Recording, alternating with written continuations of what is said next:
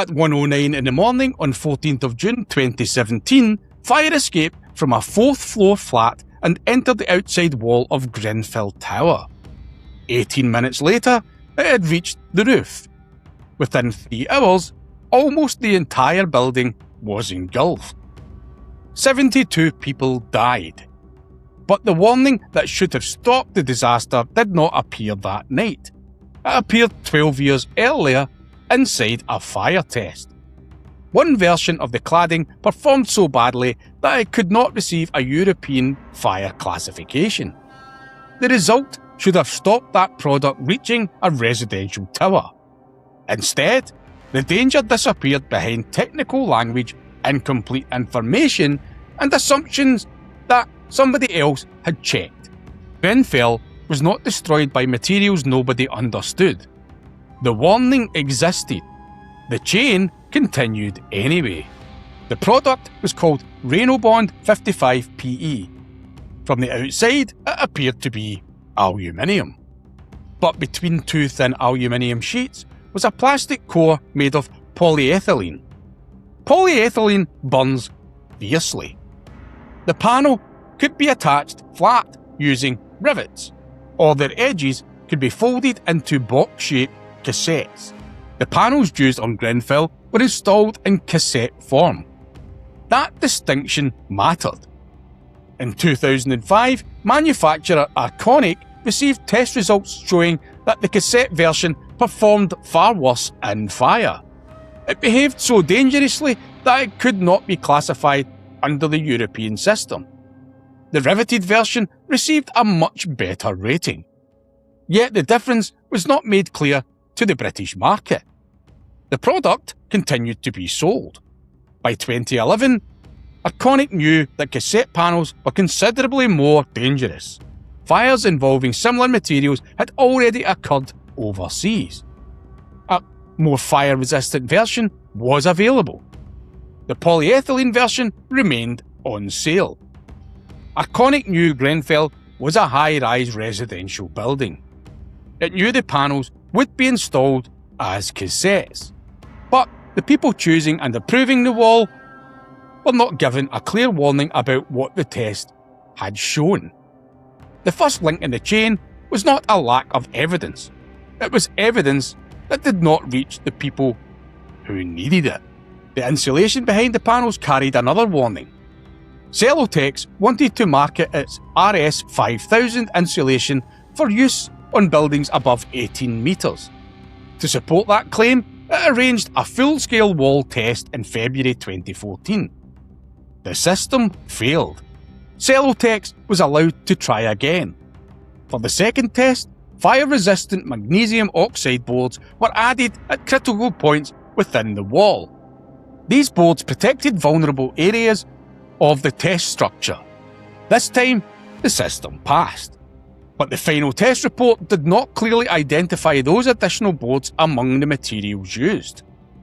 Celotex then promoted RS5000 as suitable for buildings above 18 metres. There was another problem. The test covered one precise wall system. It did not prove that the insulation was safe inside every possible building.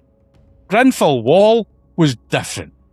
It used different cladding, a different arrangement, and different fire barriers. The exact wall placed around Grenfell Tower had never passed a full-scale fire test.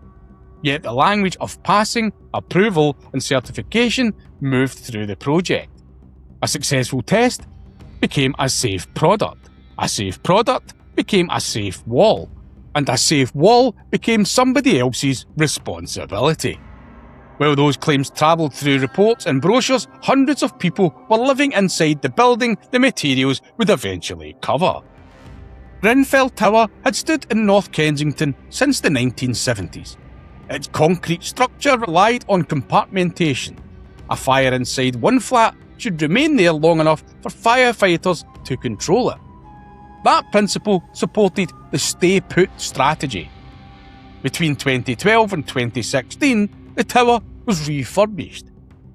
New windows were installed, insulation was added, and the concrete exterior was covered with a new rain screen system.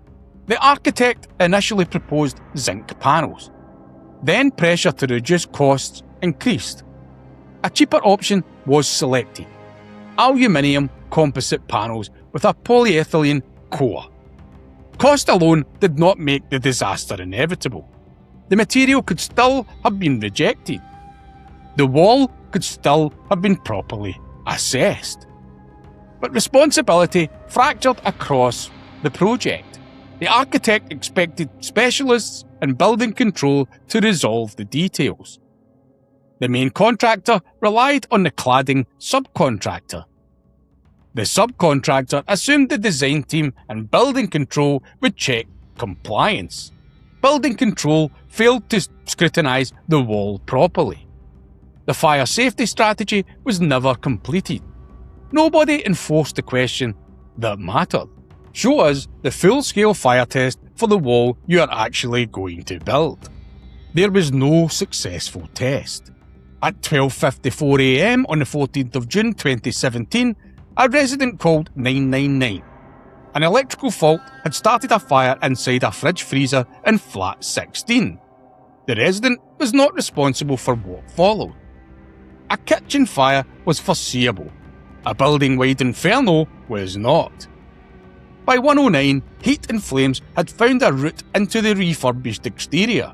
The fire met polyethylene cladding and combustible insulation. The wall did not resist the flames. It fed them. Burning polyethylene melted and fell. Fire raced upward through the external cavities. It crossed the roofline, spread around the crown, and moved down other sides of the tower. The polyethylene core panels were the main reason the fire spread so rapidly around the building. The insulation intensified it. At 1:27, flames reached the roof. Minutes later, fire was spreading across another face. Compartmentation began to fail. Flames entered flats through windows and surrounding panels. Smoke filled the lobbies. The single staircase became increasingly dangerous. The tower was no longer behaving like the building firefighters had been trained to expect. The original kitchen fire was controlled. The building fire was not.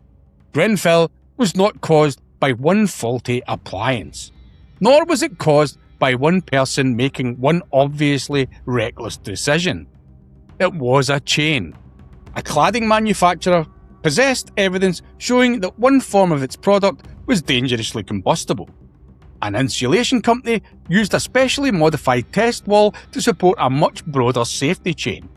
Certification bodies repeated misleading information. Designers specified materials they did not properly understand. Contractors passed responsibility sideways. Building control failed to stop the work, and the building's fire safety strategy remained unfinished.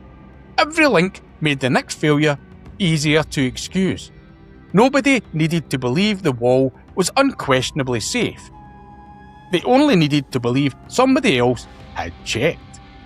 There were many earlier opportunities to break the chain. Arconic could have clearly warned the market. Celotex could have accurately limited its claims. Designers could have rejected combustible materials. Building control could have demanded stronger evidence. But the final opportunity required no interpretation. Before the wall was approved, somebody needed to demand a successful full-scale fire test of the exact system that would be placed around Grenfell Tower.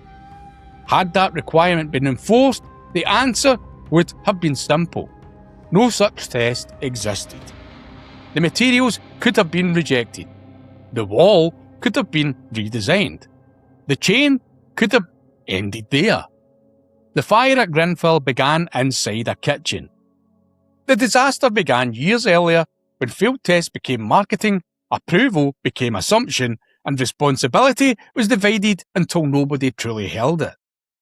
The warning existed. The field tests existed. The danger was understood. The chain continued anyway.